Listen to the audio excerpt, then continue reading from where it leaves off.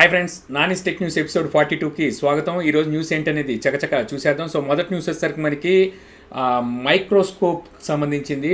So ఆస్ట్రేలియాకి సంబంధించిన కొంతమంది ఎవరైతే శాస్త్రవేత్తలు ఉన్నారో సో వీళ్ళు ఒక మైక్రోస్కోప్ని కనుగొన్నారు. ఇది వచ్చేసరికి ఏంటంటే క్లిప్ ఆన్ అని చెప్పేసి దీనికి పేరు పెట్టారనమాట. ఇది చాలా చిన్నది ఉంటుంది. దీన్ని మొబైల్కి మనం కనెక్ట్ చేసి మనం మైక్రోస్కోప్ లాగా యూజ్ చేసుకోవచ్చు అనమాట. సో ఈక్వల్ టు మనకి మైక్రోస్కోప్ లాగా ఇది యూజ్ అవుతుంది అనమాట. సో ఇది వచ్చేసరికి వీళ్ళు 3D ప్రింటర్ ద్వారా దీన్ని క్రియేట్ చేశారు. సో 3D ప్రింటర్ గురించి మీకు ఒకవేళ అవగాహన లేకపోతే నేను చెప్తాను. సో ఏదైతే ప్రింటర్ ఉంటుందో మనం మామూలుగా వాడే ప్రింటరు, సో ఏదైనా ఒక మ్యాటర్ కానీ మెసేజ్ కానీ లేకపోతే ఒక బొమ్మను కానీ మనం కంప్యూటర్ నుంచి కానీ త్రూ మొబైల్ నుంచి కానీ మనం ప్రింట్అవుట్ అయితే తీసుకోవచ్చు. అది త్రూ పేపర్లో మనకి అవుట్పుట్ అనేది పేపర్లో వస్తుంది. సో ఈ 3D ప్రింటర్ అనేది ఏంటంటే మనకు కావాల్సిన డిజైన్ని 3D డైమెన్షన్లో మనం సిస్టంలో కనుక మనం క్రియేట్ చేసుకున్నట్టయితే సో అది ప్రింట్ చేసినప్పుడు అది మనకి ఆ బొమ్మ రూపంలో మనకి బయటకు వస్తుంది అనమాట. సో ఇది వచ్చేసరికి మనకి ప్లాస్టిక్తో బిల్డ్ అవుతుంది. దీని ద్వారా మనకి ఇంతకుముందు గతంలో ఏంటంటే లివర్ని కూడా వాళ్ళు క్రియేట్ చేశారు, ఆర్టిఫిషియల్ లివర్ని అనమాట. సో ఈ లివర్ ద్వారా అంటే దీని మీద ఇంకా అయితే పరిశోధన జరుగుతుంది.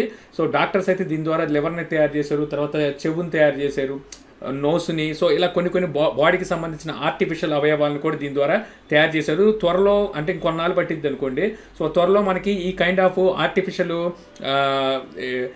ఏ అయితే అవయవాలు ఉంటాయో అవి కూడా మనకి చూడడానికి ఉంటుంది 3D ప్రింటర్ ద్వారా. సో ఈ 3D ప్రింటర్ ద్వారా వీళ్ళు ఈ మైక్రోస్కోప్ని అయితే కనుగొన్నారనమాట ఆస్ట్రేలియాలో. సో తర్వాత న్యూస్ వచ్చేసరికి మనకి సోనీ నుంచి సోనీ MWC ఈవెంట్లో 2 ఫోన్స్ అయితే లాంచ్ అయిపోతుంది. ఒకటి వచ్చేసరికి Xperia XZ2, ఇంకోటి వచ్చేసరికి Xperia XZ2 కాంపాక్ట్. సో ఈ 2 మొబైల్స్ని అయితే వీళ్ళు MWC ఈవెంట్లో మనకి లాంచ్ అయిపోతున్నారు. దాని తాలూకా ఒక టీజర్ని అయితే వీళ్ళు ట్విట్టర్లో అయితే రిలీజ్ చేశారు. సో అక్కడైతే మనకి 26వ తారీఖు 2వ నెల 2018లో మనకి మొబైల్స్ అయితే రాబోతున్నాయని చెప్పేసి వాళ్ళైతే ఒకటి టీజర్ని అయితే లాంచ్ చేశారు ట్విట్టర్లో. అక్కడ వీళ్ళు ఏం లాంచ్ చేయబోతున్నారని అయితే ఇక్కడైతే మనకి ఏమీ మెన్షన్ చేయలేదు. కానీ మనకు గతంలో ఉన్న న్యూస్ని బట్టి చూసుకుంటే అక్కడ మనకి XZ2 ఇంకోటి XZ2 కాంపాక్ట్ అనేది రిలీజ్ కాబోతుందని చెప్పేసి మనకి గతంలో సమాచారం అయితే ఉందన్నమాట. తర్వాత న్యూస్ వచ్చేసరికి మన వాట్సాప్ నుంచి. వాట్సాప్లో విండోస్ మొబైల్స్లో ఎవరైతే వాట్సాప్ వాడుతున్నారో, విండోస్ మొబైల్స్ మనకు తెలుసు కదా, సో వాటిలో ఎవరైతే వాట్సాప్ వాడుతున్నారో వాళ్ళకి ఇప్పుడు వచ్చేసరికి సెండింగ్ చేయడానికి సెండింగ్ లొకేషన్ అంటే మనం ఎక్కడ ఉన్నామో ప్రజెంట్ లొకేషన్ని సెండ్ చేయవచ్చు అంట. అలాగే వచ్చేసరికి స్టిక్కర్స్, యానిమేషన్ స్టిక్కర్స్ కూడా మనం సెండ్ చేసుకోవచ్చు అంట. మనకు ఆల్రెడీ ఆండ్రాయిడ్లోను తర్వాత వచ్చేసరికి iOSలోను మన లొకేషన్ అయితే షేర్ చేసుకోవచ్చు, స్టిక్కర్స్ అయితే షేర్ చేసుకోవచ్చు. బట్ విండోస్లో వచ్చేసరికి ఇప్పుడు వరకు ఇలాంటి ఫీచర్ అయితే లేనట్టుంది. అందుకని ఇప్పుడైతే అవి సెండ్ చేసుకోవచ్చు. బట్ ఇది వచ్చేసరికి ఇప్పుడు ప్రజెంట్ వచ్చేసరికి బేటా అయితే రన్ అవుతుంది. త్వరలో అది ఫుల్ వర్షన్లో అయితే రావచ్చు. సో అందుకే ఆండ్రాయిడ్ కొనుక్కోమనేది. సో తర్వాత న్యూస్ వచ్చేసరికి మనకి HTC Desire 12 నుంచి. సో గతంలో నేను మీకు ఒకటి చెప్పాను, ఒక బేసిక్ మొబైల్ అయితే Desire 12 అని చెప్పేసి HTCలో తీసుకొస్తుంది. అది స్టార్టింగ్ మొబైల్స్ అనమాట. ఇవి వచ్చేసరికి బేసిక్ మొబైల్స్. సో దానికి సంబంధించిన ఏదైతే రిటైలర్ బాక్స్ ఉంటుందో ఆ బాక్స్ మీద స్పెక్స్ అని మనకి ఇక్కడ లీక్ అయినాయి. బాక్స్ మీద స్పెక్స్ అయితే మనం చూసుకుంటే ఈ విధంగా ఉండబోతుంది. ఇక్కడ మనకి ఇంటర్నల్ స్టోరేజ్ చూసుకుంటే 32 GB ఉంటుందని చెప్పి, MediaTek processor 5.5 inch HD plus display, RAM 3 GB, అలాగే వచ్చేసరికి మనకి 2 TB వరకు మనం హార్డ్ డిస్క్ అనేది కనెక్ట్ చేసుకోవచ్చు అని. మనకి రేర్ కెమెరా వచ్చేసరికి 12 మెగాపిక్సెల్, ఫ్రంట్ సెల్ఫీ కెమెరా వచ్చేసరికి 5 megapixel, dual nano SIM card supporting, 2730 mAh battery, wifi, 4G LTE, Bluetooth అని చెప్పేసి ఈ విధంగా మనకు బాక్స్ మీద అయితే స్పెక్స్ అయితే మెన్షన్ చేసింది. సో ఇది వచ్చేసరికి మనకి MWC ఈవెంట్లో అయితే దీన్ని అయితే ప్రవేశపెట్టబోతున్నారని చెప్పి గతంలో మనకి సమాచారం ఉంది. సో ఇప్పుడు కూడా అదే సమాచారం ఉంది. సో ఇది ఇండియాలోకి తీసుకొస్తారా లేదని అయితే మనకి ఎటువంటి ఇన్ఫర్మేషన్ లేదు. ఒకవేళ ఇండియాలోకి తీసుకొస్తే మీకు గతంలో చెప్పడం జరిగింది, బిలో 8,000లో పెడితే మాత్రమే ఇది మనకి సర్వే అవ్వగలదు అనమాట. సో తర్వాత న్యూస్ వచ్చేసరికి మనకి మైక్రోసాఫ్ట్ నుంచి. మైక్రోసాఫ్ట్ Xbox One X ఏదైతే ప్లేయర్ స్టేషన్ ఉందో మనకి గేమ్ స్టేషన్ అనమాట. సో ఇక్కడ వచ్చేసరికి వీళ్ళు దాని ప్రైస్ అనేది ఇంక్రీజ్ చేశారు, అంటే ఇంకొంచెం పెంచారు అనమాట. ప్రైస్ అయితే పెంచారు. దీనికి కారణం ఏంటంటే so import charges, custom duty అనేది మనకి 10% నుంచి 20% చేశారు. సో అందువల్ల ఏం చేశారంటే ఇప్పుడు దీని ఏదైతే ప్రైస్ ఉందో గతంలో ఉన్న ప్రైస్ మీద 4,500 రూపాయలు అనేది పెంచారనమాట. ఇప్పుడు వచ్చేసరికి మనకి దీని ప్రైస్ వచ్చేసరికి 48,500 రూపాయల దాకా పడనుంది. సో మొన్నే మీకు చెప్పాను మనకి సోనీ PS4 Pro ఏదైతే ఉందో అవి కూడా పెరిగినాయి, 4,500 రూపాయలు అక్కడ కూడా పెంచారు. సో మేమేం తక్కువ తిన్నాం, మేమేం తప్పు చేసాం అనుకున్నట్టున్నారు వీళ్ళు. సో వీళ్ళు కూడా 4,500 అనేది పెంచారు. నేను గతంలో కూడా చెప్పాను, ఇండియాలో వచ్చేసరికి ప్లే స్టేషన్లు కొనేవాళ్ళే చాలా తక్కువ ఉంటారు. అవసరమైతే మొబైల్తో కాలం వెళ్ళగొచ్చేస్తారు. అలాంటప్పుడు ఇది 48,500 పెట్టి ఎవరు కొంటారు? మీరు పెంచేసుకుని ఇప్పుడు అక్కడ ట్యాక్స్ పెంచారని చెప్పి మీరు మా మీద, కన్జ్యూమర్స్ మీద ట్యాక్స్ పెంచితే చాలా కష్టం. గవర్నమెంట్ కూడా ఈ విషయంలో కఠినమైన నిర్ణయాలు అయితే తీసుకోవాల్సి ఉంటుంది. గవర్నమెంట్ ఎందుకు పెంచుతుందంటే ఇక్కడ మనకి ప్లాన్స్ అనేవి రావాలని చెప్పేసి చెప్పేసి ఇక్కడే మ్యానుఫ్యాక్చరింగ్ అనేది తయారవ్వాలని చెప్పేసి గవర్నమెంట్ అయితే పెంచుతుంది. బట్ వీళ్ళు ఏం చేస్తున్నారు, మీకు గవర్నమెంట్కి ట్యాక్స్ కట్టడానికి కన్జ్యూమర్స్ దగ్గర నుంచి వసూలు చేసి మళ్ళీ మీకు ట్యాక్స్ కడుతున్నారు. సో ఈ విషయంలో ఏంటంటే గవర్నమెంట్ ఖచ్చితంగా స్ట్రాంగ్ డిసిషన్ అయితే తీసుకోవాలి. అమ్మితే అదర్ కంట్రీస్లో ఏ ప్రైజెస్ ఉన్నాయో అదే ప్రైజెస్ ఇక్కడ అమ్మాలి. అలాగే గవర్నమెంట్ నియమించిన ఏదైతే ట్యాక్స్ ఉందో ఆ ట్యాక్స్ కూడా పే చేయాలి. అది కన్జ్యూమర్స్కి మాత్రం పెట్టకూడదని చెప్పి గవర్నమెంట్ స్ట్రాంగ్ వార్నింగ్ అనేది ఇవ్వాలి. ఇచ్చి ఆ తర్వాతే వీళ్ళు ఏవైతే ట్యాక్స్ ఉన్నాయో అవి పెంచుకోవాలి. ఇప్పుడు ఏం జరుగుతుంది, గవర్నమెంట్ ట్యాక్స్ పెంచుతుంది, వీళ్ళు ప్రైజెస్ పెంచుతున్నారు, కన్జ్యూమర్ మీద వేస్తున్నారు. సో కన్జ్యూమర్ దగ్గర ఉండే జోబులు ఉండే డబ్బులు తీసుకొని మళ్ళీ గవర్నమెంట్గా కడుతున్నారు. కన్జ్యూమర్ మాత్రం ఎన్ని ట్యాక్స్లను పే చేస్తాడు? సో వీళ్ళైతే సేఫ్లోనే ఉంటున్నారు. మీరు ట్యాక్స్లు పెంచినంత మాత్రాన వీళ్ళైతే ప్రోడక్ట్స్ అయితే ఆపేయట్లేదు. ఇండియాలో అయితే మ్యానుఫ్యాక్చరింగ్ కూడా ఏమి స్టార్ట్ చేయట్లేదు.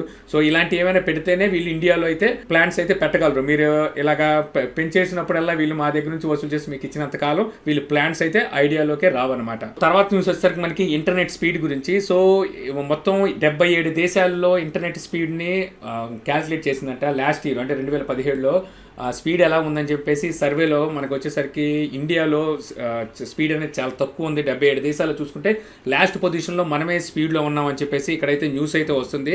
సో మొత్తం 77 దేశాలు సర్వేలో వచ్చేసరికి ఇండియా వచ్చేసరికి 1.13 MBBSతో మనకి 4G LTE స్పీడ్ అనమాట. ఇది 1.13 MB స్పీడ్తోనే యావరేజ్ మీద, ఓవరాల్గా యావరేజ్ మీద అనమాట. ఇది ఇప్పుడు సపోజ్ నాకు ఉందనుకోండి, నాకు ఇప్పుడు ఒక 15 MBBS స్పీడో 20 MBBS స్పీడో నేను జియోలో వాడుతున్నా, అది యావరేజ్ కింద రాదు. ఇంకో విలేజెస్ ఉంటాయి, అక్కడ వచ్చేసరికి 2 MBBS స్పీడ్ వస్తుంది, ఇంకో చోట ఉంటుంది. సో వీళ్ళు ఏంటంటే ఓవరాల్గా యావరేజ్ స్పీడ్ని క్యాల్కులేట్ చేస్తారు. సో యావరేజ్ స్పీడ్ క్యాల్కులేట్ చేస్తే 4G LTE వచ్చేసరికి మనకి ఇండియాలో 6.14 MBBS స్పీడ్ మాత్రమే యావరేజ్ క్యాల్కులేషన్లో వచ్చింది లాస్ట్ ఇయర్. సో అన్నిటికన్నా ఫస్ట్లో ఉన్నది మాత్రం సింగపూర్ ఉందంట. సో సింగపూర్ వచ్చేసరికి మనకి 46.6 MBBS స్పీడ్తో యావరేజ్ స్పీడే 46.6 MBBS స్పీడ్ అయితే LTE స్పీడ్ అయితే ఉందంట. మొత్తం 77 దేశాలని సర్వే చేశారు. సర్వే చేస్తే మన ఇండియాది లాస్ట్ వచ్చిందని చెప్పేసి ఇక్కడైతే చెప్తున్నారు. సో అయినా పర్వాలేదు, నష్టమేం లేదు. ఎందుకంటే ఆ కంట్రీస్తో కంపేర్ చేసుకుంటే మన కంట్రీలో ఇంటర్నెట్ ఛార్జెస్ అనేవి చాలా తక్కువ ఉన్నాయి, చాలా అంటే చాలా తక్కువ ఉన్నాయి. సో అక్కడే కనుక చూసుకుంటే వాళ్ళు ఇంటర్నెట్ ఛార్జెస్ అనేవి చాలా ఎక్కువ ఉన్నాయి.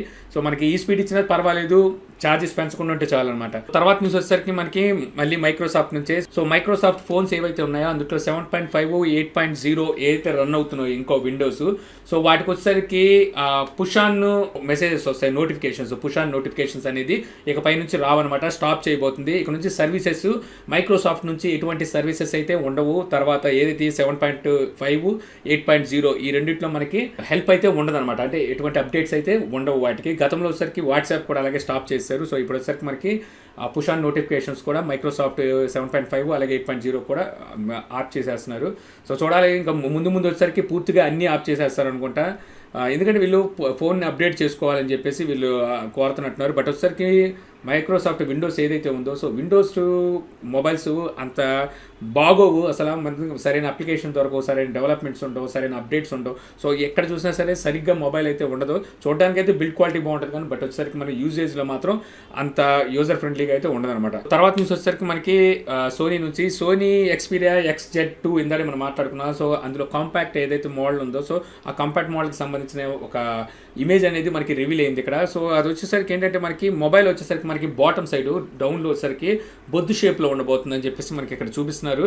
సో ఇప్పుడు దాకా మనం చూసుకున్న ఏదైతే సోనీ ప్రోడక్ట్స్ ఏవైతే ఉన్నాయో మొబైల్స్, సో ఇవి వచ్చేసరికి ఏంటంటే బ్యాక్ సైడ్ కంప్లీట్ ఫ్లాట్ అయితే ఉండేవి. ఏదైతే ఫింగర్ ప్రింట్ సెన్సార్ ఉందో అది మనకి ఒక సైడ్ రైట్ సైడ్ మనకి ఇచ్చేవాళ్ళు అనమాట. సో ఇప్పుడు వచ్చేసరికి ఈ మోడల్కి వచ్చేసరికి మనకి rare side finger print censor అయితే రేర్ సైడ్ ఇవ్వబోతున్నారు. సో మొబైల్ కూడా చూడడానికి చాలా థిక్గా ఉంది, అలాగే బ్రజెస్ చూస్తే చాలా పెద్దగా ఉన్నాయి పైన కింద. తర్వాత న్యూస్ వచ్చేసరికి మళ్ళీ మనకి మైక్రోసాఫ్ట్ నుంచి మైక్రోసాఫ్ట్ ARM టైఅప్ అయ్యి ARM బేస్డ్ పీసీస్ అయితే తీసుకురాబోతుంది, విండోస్ 10 పీసీస్ అనమాట ఇవి.